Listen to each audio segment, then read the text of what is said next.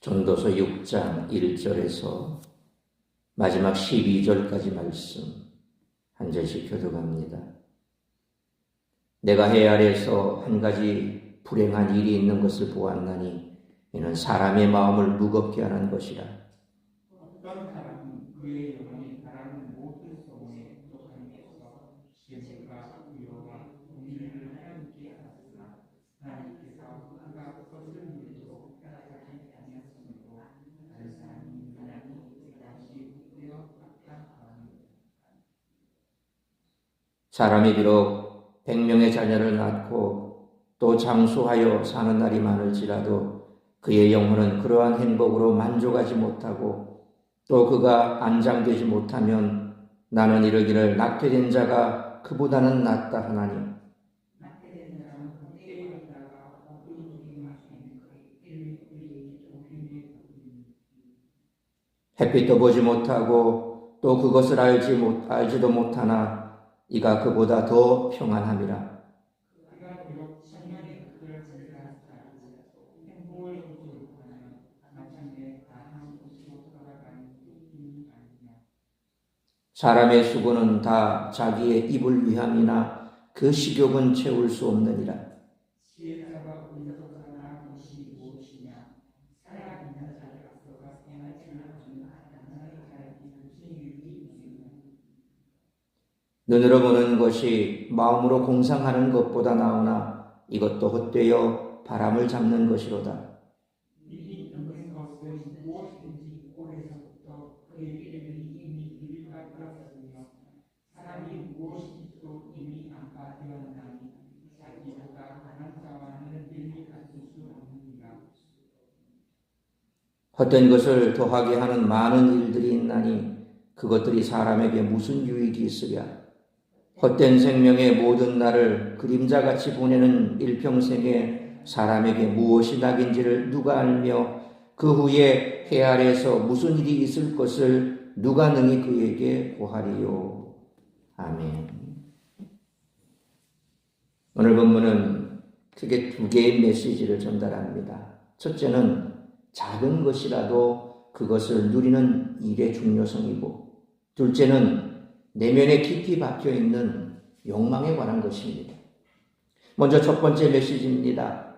물질의 많고 적음을 떠나 자족하며 낙을 누리는 것의 중요성은 아무리 강조해도 지나치지 않습니다.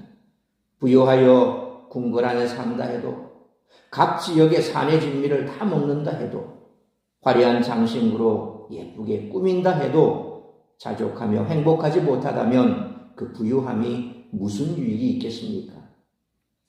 전도자는 1절에서 그런 자를 불행한 자로 규정하며 악한 질병을 앓고 있는 것과 다름없다라고 말합니다. 특별히 하나님께 복을 받았으나 그것을 기쁘게 누리는 것까지는 허락받지 못했다면 그 얼마나 불행한 일이겠습니까?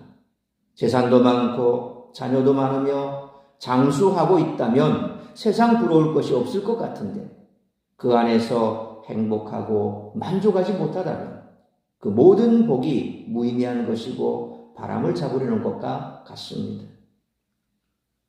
두 번째 메시지입니다. 전도서에서 반복하며 강조하는 것 중 하나는 우리 내면의 깊은 곳에는 결코 채워지지 않는 욕망이 있다는 것입니다. 8절을 보면 이런 현상은 지혜자나 우매자나 모두에게서 발견됩니다. 지혜자라고 으쓱할 필요가 없습니다.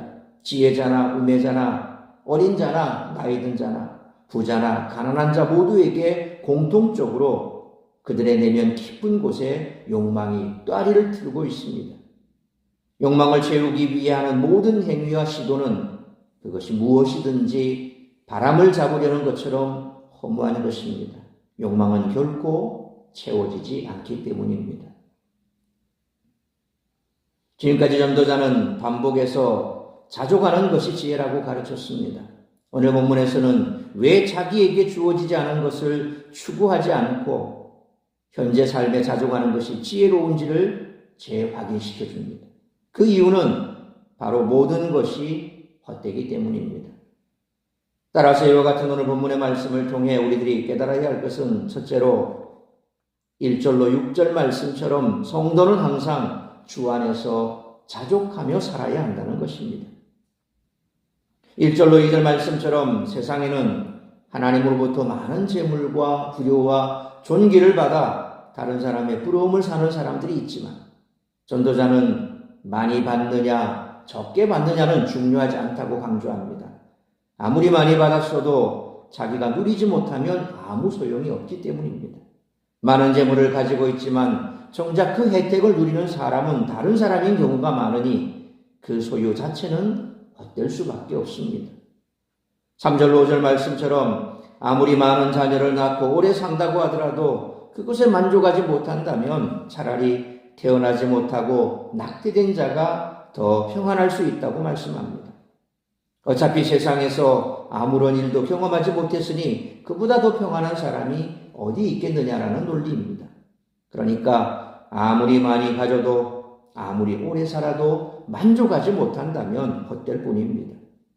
그러므로 재산의 많고 적음이나 수명의 길고 짧음이 사람의 기쁨이 될 수 없고 자족하는 마음이 있느냐 없느냐가 그 사람의 행복을 좌우하므로 항상 주 안에서 자족하며 살아가는 우리 모두가 되시기를 축원합니다. 두 번째로 7절로 9절 말씀처럼 이 땅의 부귀영화는 모두 헛된 것에 불과하다는 것입니다. 이 단락은 헛된 현실에 대한 단식입니다. 지금까지 전도자가 지혜로운 삶에 대해 가르치기는 했지만 결국 7절로 8절 상반절 말씀처럼 사람이 수고하는 이유는 지혜자나 우매자나 다 먹고 살기 위해서입니다. 8절에 살아있는 자들 앞에서 행할 줄을 안다라는 말은 아마 지금까지 전도자가 가르친 인간다운 삶을 의미하겠지만 전도자는 인간다운 삶도 가난하며 무슨 소용인가 하고 회의를 느낍니다. 물론 9절 말씀처럼 재산을 많이 가져봐야 눈으로 보는 것 외에 아무 유익이 없지만 그래도 전도자의 손에 금덩어리를 가진 것이 마음으로 금덩어리를 공상하는 것보다는 낫지 않느냐라고 반문합니다. 하지만 결국 모두 헛된 것에 불과합니다. 아무리 진리를 알고 지혜를 따라 살려고 해도 결국 우리 인생은 헛되다는 명제 앞에서 한 걸음도 밖으로 나가지 못하는 것이 바로 인간의 현실입니다. 사실 참된 지혜는 이 우울한 현실을 가슴 깊이 느끼는 것부터 시작한다는 것입니다. 그러므로 이 땅의 부귀영화는 결국 모두 헛된 것에 불과하므로 먼저 그의 나라와 그의 의를 구하는 삶을 살아가는 우리 모두가 되시기를 축원합니다. 세 번째로 10절로 마지막 12절 말씀처럼 성도는 하나님의 주권을 인정하며 살아야 한다는 것입니다. 전도자는 결국 모르겠다라며 탄식합니다. 10절 말씀처럼 하나님은 모든 것을 다 아시겠지만 인간은 아무것도 알 수 없습니다. 전도자는 세상에 존재하는 모든 것은 하나님이 다 통치하신다고 고백합니다. 하나님은 각 사람을 모두 알고 계십니다. 11절 말씀처럼 세상에서 일어나는 모든 일이 다 헛되며 사람에게 유익할 것이 없습니다. 결국 12절 말씀처럼 진정 인간이 기뻐할 가치가 무엇인지 이후에 무슨 일이 날지도 인간은 전혀 알 수 없습니다. 우리의 직업이나 지위, 능력은 영원하지도 않고 주어진 일을 열심히 한다고 해서 미래가 보장되는 것도 아닙니다.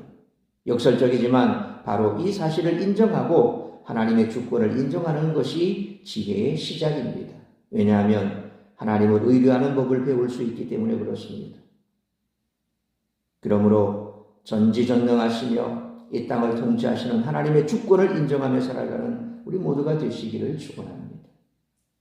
사랑하는 성도 여러분, 세상의 사람들은 더 많이, 더 높이, 더 빨리, 더 오래를 외치며 살아가지만 우리는 자족하고 수긍하며 무지를 인정하여 살아가도록 부르심을 받은 자들입니다. 진정한 주권자는 하나님이시기에 우리가 걸어가는 길 끝에 무엇이 있을지 알지 못하지만 하나님이 허락하신 은혜 안에서 자족하며 기뻐하는 것이 진정한 지혜입니다. 우리가 이런 가치관대로 살아갈 때 세상이 주님께 돌아오는 역사가 일어날 것입니다. 그러므로 이 땅에 부귀영화는 결국 모두 헛된 것에 불과하므로 항상 주 안에서 자족하며 살아가야 할 뿐만 아니라 전지전능하시며 이 땅을 통치하시는 하나님의 주권을 인정하며 살아가는 우리 모두가 되시기를 주님의 이름으로 축원합니다. 기도하겠습니다. 거룩하신 아버지 하나님, 은혜와 사랑을 감사합니다. 계속해서 전도자의 입을 통하여 오늘 이 땅을 살아가는 우리들이 어떤 마음으로 살아가야 할지에 대하여 말씀하고 있습니다. 세상 사람들은 더 많은 것을 얻기 위해, 더 높은 곳에 올라가기 위해, 더 오래 살기 위해 분주하게 살아갑니다. 그리고 그것이 그들의 인생의 최대 목적이요 가치입니다. 그러나 우리는 그 모든 것들이 얼마나 헛된 것인가를 잘 알고 있습니다.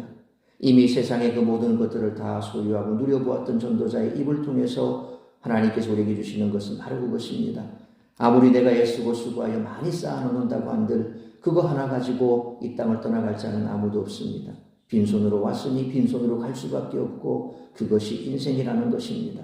뿐만 아니라 그렇게 많이 쌓아놓은 것들 누리지 못하는 자들이 얼마나 많습니까?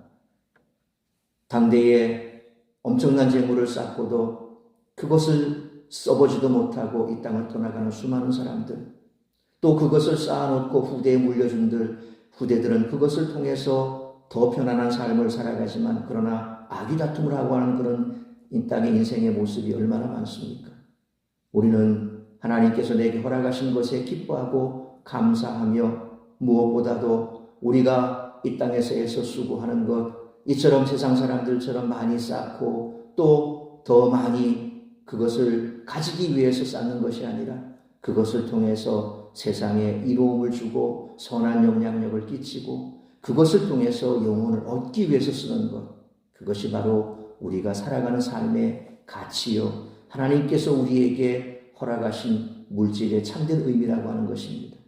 그러므로 과도하게 내 욕심을 채우기 위해서 물질에 목숨 거는 어리석은 삶이 아니라 하나님께서 우리에게 허락하신 지혜를 가지고 이 물질을 어떻게 하면 선용할 것이며 또한 내게 주신 이 모든 것을 어떻게 하나님 영광을 위하여 쓸 것인가, 거기에 초점을 맞추는 삶, 그것이 진정 이 땅 가운데 우리를 불러주시고 하나님께서 우리의 필요한 것을 채워주시는 참된 의미인 줄 알고 오늘 이 한날도 지금까지의 나의 삶을 돌아보면서 앞으로 어떤 삶을 살아야 할 것이요 어떤 마음으로 이 땅을 살아갈 것인가에 대하여 결단하며 다짐하는 귀하고 복된 시간 되게 하여 주옵소서. 우리의 가치관은 이 땅의 사람들이 가지고 있는 가치관과 달라야 할 것입니다. 우리는 하늘나라의 백성으로 하늘나라의 가치관, 말씀이 우리의 삶의 기준 되는 그런 삶을 살아야 될 줄 믿습니다. 오늘 이 한날도 내가 과도히 없는 것에 마음 빼앗겨 슬퍼하고 분노할 것이 아니라 이미 내게 주신 것에 기뻐하고 감사하고 또한 앞으로 내 삶에 하나님께서 먼저 그의 나라와 그 의를 구하라고 말씀하신 그 말씀 붙들고 진리 위에서 주의 영광을 위하여 내 생명까지라도 아낌없이 드리기로 결단하며 하나님 앞에 헌신하며 나아가는 그런 삶을 살기로 주님 앞에 다짐하며 기도하며 나아가는 우리 모든 성도들의 삶이 되며 오늘 이 한날도 나를 통하여 이루고자 하는 하나님의 뜻을 이루기에 부족함이 없는 성령 충만한 우리 성도들 되게 하여 주옵소서. 이 모든 말씀 우리 주 예수 그리스도의 이름으로 기도하옵나이다. 아멘.